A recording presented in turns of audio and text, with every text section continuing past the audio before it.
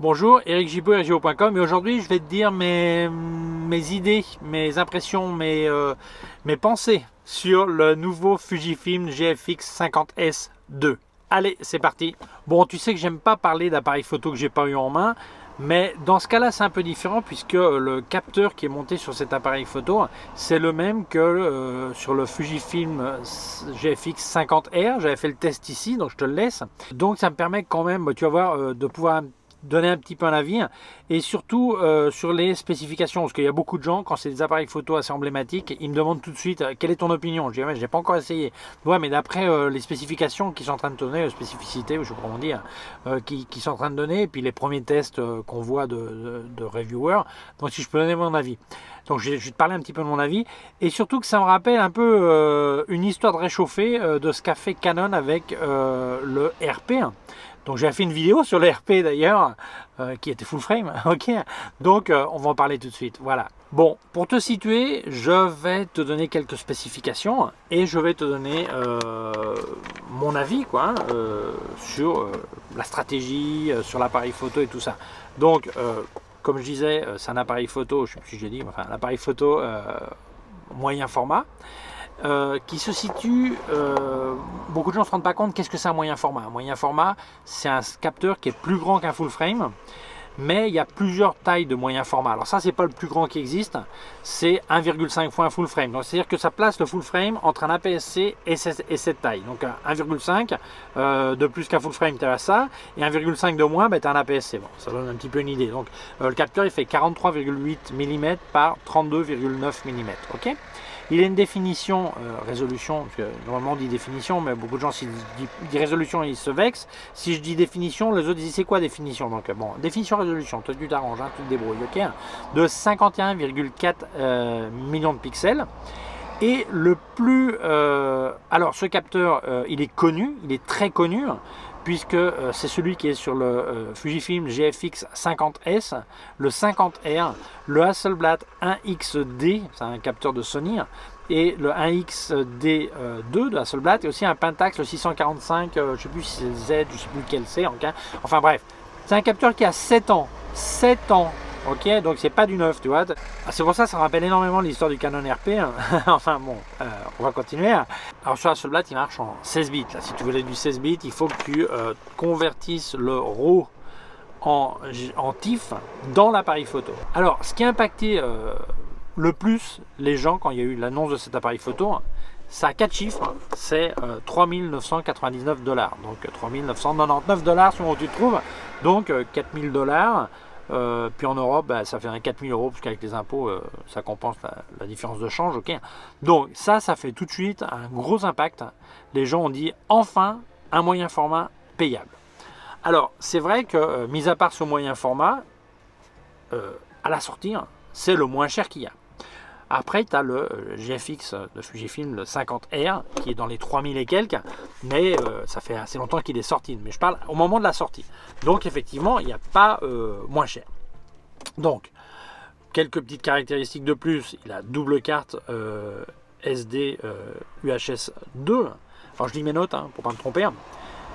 L'autofocus, par contre, ça continue à être une détection de contraste. Donc, ils ont amélioré par rapport aux 50S et 50R, mais ça reste détection de contraste. Donc, en basse lumière, c'est pas ce qu'il y a de mieux. D'ailleurs, les premiers tests le confirment. Et donc, un peu surprenant. Par contre, une grande nouvelle, ils ont mis un stabilisateur dans le boîtier. Suivant les rumeurs, il n'y avait pas y avoir de stabilisateur. Et ils ont mis un stabilisateur de 6,5 stop. Donc c'est vraiment pas mal parce que vu la taille de cet appareil, ça permet de faire la photo de rue ou du mariage, truc comme ça. Donc la stabilisation, c'est bienvenu. Côté vidéo, alors un truc incroyable, tout y est. Tout y est, c'est-à-dire que tu as la prise microphone, la prise casque, sortie HDMI, machin, Et vidéo, super les mecs, il fait que du Full HD, donc 1080 de haut à 24, 25 ou 30 images secondes, pas plus. Il peut enregistrer jusqu'à 120 minutes de suite. Par contre, ils disent que si ça chauffe, tu peux pas faire aussi longtemps. Enfin, la palisse aurait dit la même chose. Si ça chauffe, t'arrêtes. Voilà, oui, il s'arrête tout seul, ok. Donc, voilà. Alors, ils nous ont mis une nouvelle simulation. Je crois que maintenant, je sais pas s'il y avait 18 avant, et maintenant, il y a 19 simulations de films, ok. Et Il y a un nettoyage de capteurs, donc c'est bienvenu parce que les capteurs de moyen format, je sais pas, ils ont soif de poussière, c'est parce qu'il y a plus de surface, donc plus de risque qu'il y ait une poussière qui tombe dessus. La rafale, eh bien 3 images secondes, donc moi ça me fait franchement marrer quand on entend des mecs qui disent qu'ils font la photo de sport avec ce genre d'appareil. Bon, faire une performance, oui c'est vrai, on peut couper un arbre avec un marteau, hein. Une scie ou une tronçonneuse c'est quand même mieux, mais avec de la patience, avec un marteau on peut couper un arbre, je suis d'accord.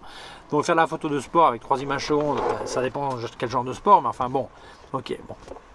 Pour moi c'est pas un problème. Si tu fais du portrait ou tu fais du portrait du paysage, 3 images secondes, pour moi c'est 2 de trop, tu vois, donc c'est bon quoi, tu vois.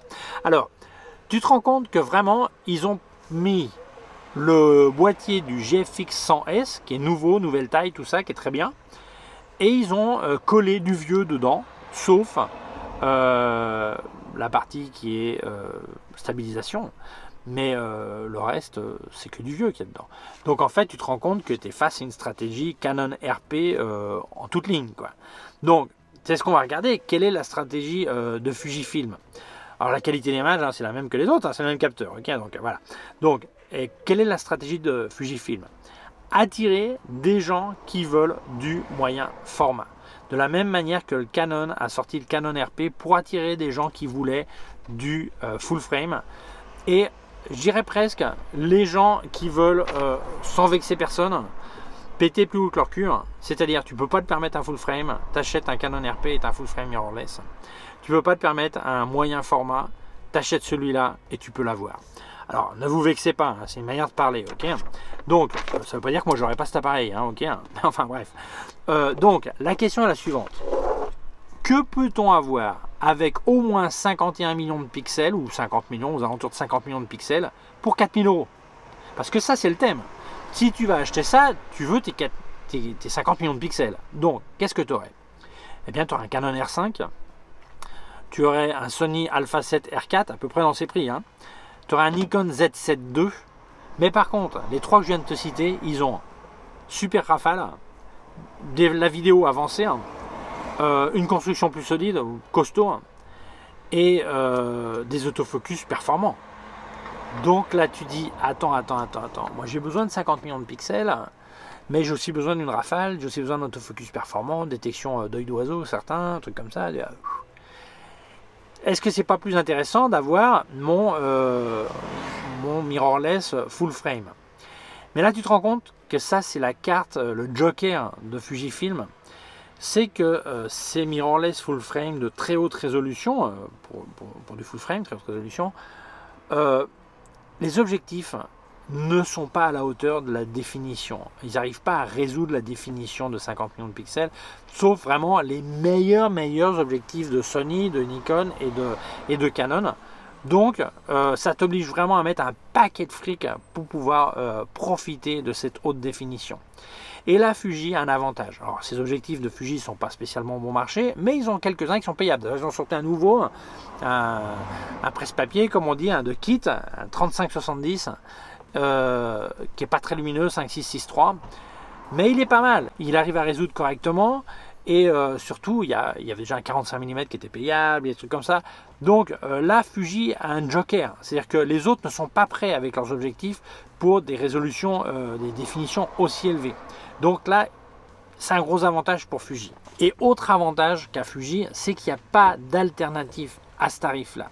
Moi, quand j'avais fait la, entre guillemets, parodie du Canon RP en disant que c'est full frame, là, je peux faire la même chose. Ah ouais, mais c'est un moyen format. Ah ouais, mais c'est un moyen format. Ah, mais c'est un moyen format. Et la différence, c'est que Canon RP, il y a des alternatives en réflexe. Tu peux acheter un 5D Mark III d'occasion pour le prix, les 1200 euros que coûtait le RP quand il est sorti, 1000 $ aux États-Unis, 1200 en Europe, euros. Et donc, tu as, à mon avis, un appareil photo qui est meilleur.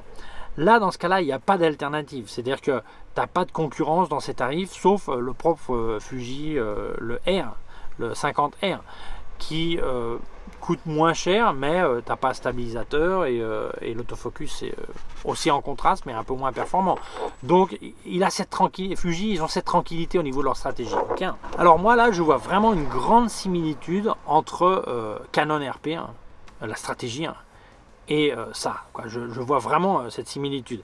Donc, je pense que Fuji, est en train de jouer une carte assez costaud. Essayer d'attirer les gens qui veulent du moyen format.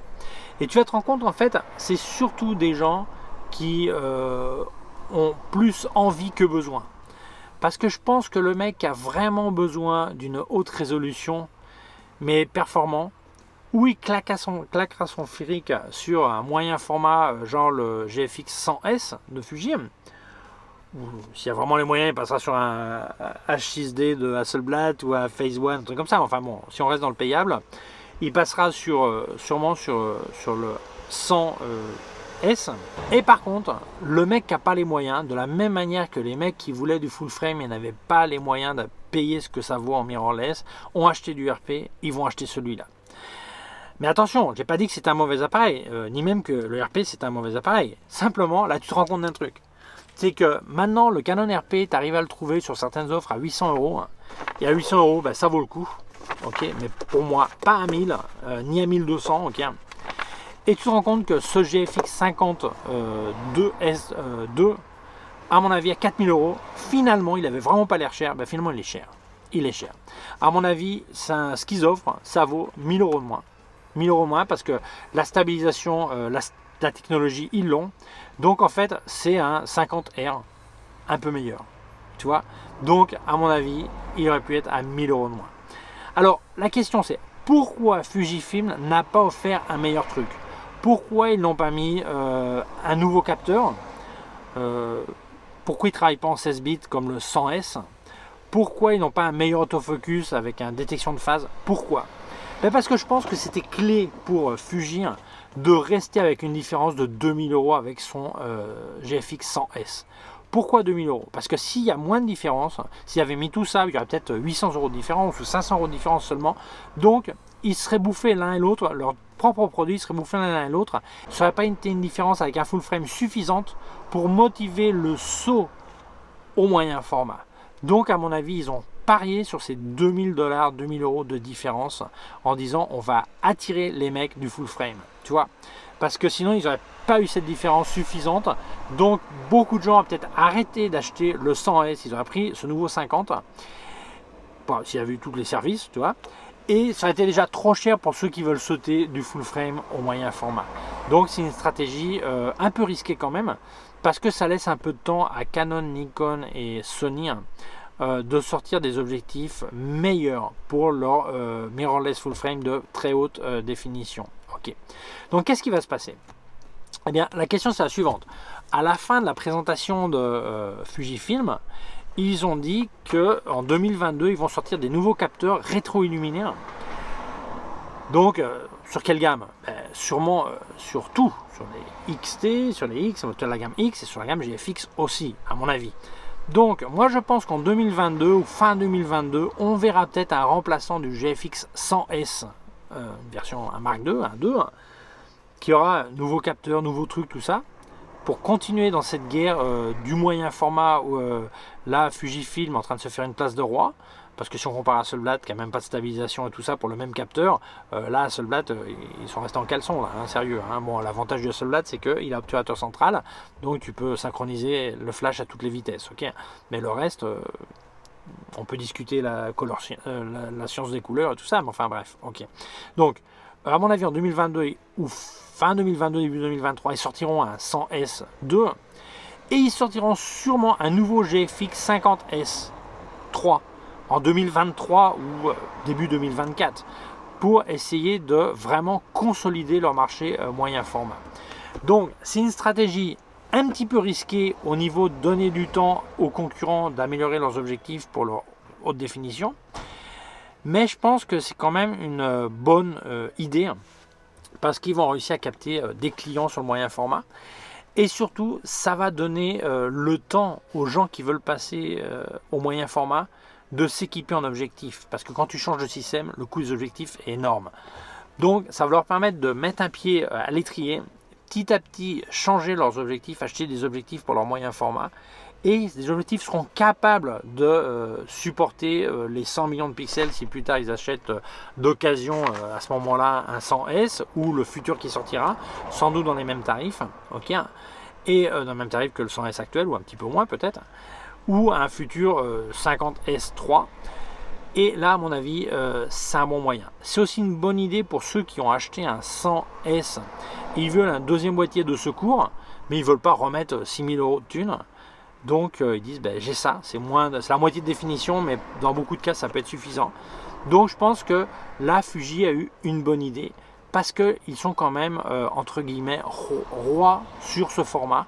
Et ils n'ont pas les problèmes de concurrence dans le même format qu'ont Canon, Nikon et Sony. Okay, donc je pense que c'est une bonne idée. Et aussi ils n'ont pas oublié de mettre la même batterie que sur le XT4. Donc en fait tu te rends compte qu'il va y avoir des mecs qui vont avoir un XT4 et ça. Donc là j'avais fait une vidéo il y a quelques années expliquant que le danger réel de Canon et Nikon c'était Fujifilm. Et je me réaffirme, même j'ai dit qu'ils ont une stratégie, ils ont trop de matos, trop de trucs, il n'y a pas longtemps j'ai fait une vidéo là-dessus, le risque de mort de Fujifilm par trop de produits. Mais je pense que là, à ce niveau-là, la gamme JFX est en train de consolider aussi la gamme X. Okay, donc je pense que au niveau stratégique, bravo. Au niveau du produit lui-même, eh bien, je pense qu'il est peut-être 1000 € trop cher par rapport à ce qu'il y a dans le boîtier. J'espère pouvoir essayer ce boîtier. Photosoulage, je t'appelle là, et Fuji, je vous demande de m'en passer un. Déjà le 100S, vous deviez me le passer, je n'ai pas encore eu. J'espère avoir celui-là pour pouvoir l'essayer, donner mes impressions définitives. Évidemment, c'est un boîtier que je peux ni te recommander, ni ne pas te recommander, parce que je ne l'ai pas essayé. Donc je donne mon opinion, comme si j'étais un acheteur de plus, en train de lire les spécificités et ce que j'ai pu voir comme review, okay, comme test. Okay, mais voilà, donc voilà. J'espère que cette vidéo t'a plu. Si tu penses que ça peut servir à d'autres personnes, je t'invite à la partager sur les réseaux sociaux. Si tu ne l'as pas encore fait, je t'invite à t'abonner à ma chaîne YouTube. Il y a un petit bouton par là, une clochette. Si tu appuies sur la clochette, tu recevras un avis quand je monte une nouvelle vidéo. Mon site web ericgibaud.com, mes cours de vidéo mes cours de photographie en vidéo, ericgibaud.com/fr/cours en ligne. Si tu as une quelconque question, tu peux laisser un commentaire dessous. Je laisse aussi des liens de mon matos sur Amazon et sur Digit Photo France. Et je te laisse aussi des liens de tout le matos de KF Concept que j'ai testé. Des liens vers d'autres sections de ma chaîne YouTube et aussi un lien vers mon compte PayPal au cas où tu voudrais faire un don. Prends soin de toi et à très bientôt. Ciao!